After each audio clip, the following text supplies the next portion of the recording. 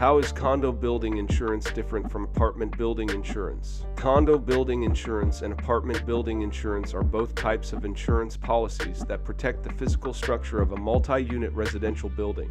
However, there are some key differences between the two. Condo building insurance, also known as master insurance, is typically purchased by the condominium association and covers common areas and exterior parts of the building, such as the roof, elevators, and halls. It may also cover certain fixtures within individual units, such as kitchen cabinets, but it typically doesn't cover personal property or certain interior features.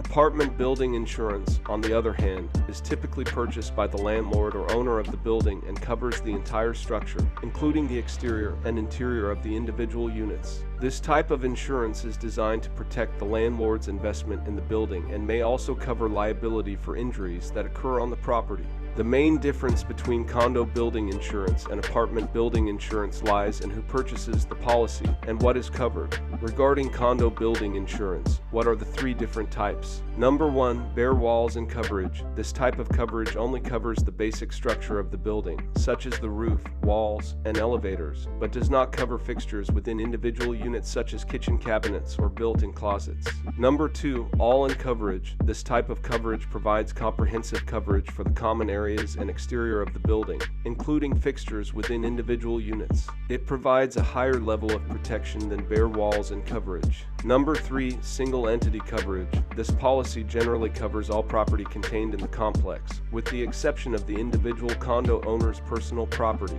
While it covers appliances and fixtures, it does not cover the owner's improvements or renovations, which is typically less expensive. Condo building insurance or apartment building insurance. The cost of condo building insurance and apartment building insurance can vary widely based on several factors, including the location of the building, the age and condition of the structure, the type of coverage selected, and the deductible chosen.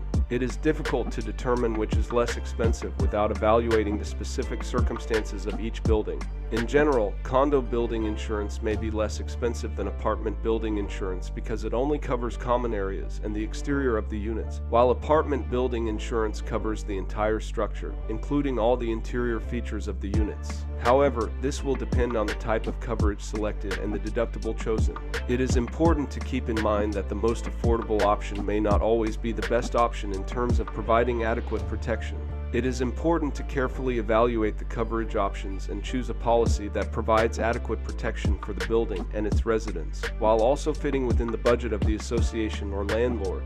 What are some key elements to consider when buying condo building insurance or apartment building insurance? When buying condo building insurance or apartment building insurance, there are several key elements to consider. Coverage limits. It is important to determine the coverage limits for the policy, including the amount of coverage for the building, common areas, and individual units. This will ensure that the policy provides adequate protection in the event of a covered loss. Deductible. The deductible is the amount that must be paid out of pocket before insurance coverage kicks in. It is important to consider the deductible when choosing a policy, as a lower deductible may result in a higher premium, and vice versa. Exclusions and limitations. It is important to review the policy exclusions and limitations, as some policies may not cover certain types of losses or damage. For example, some policies may not cover damage from natural disasters such as earthquakes or floods. Claims process. It is important to understand the claims process, including the steps required to file a claim, the time frame for processing a claim, and the amount of documentation required.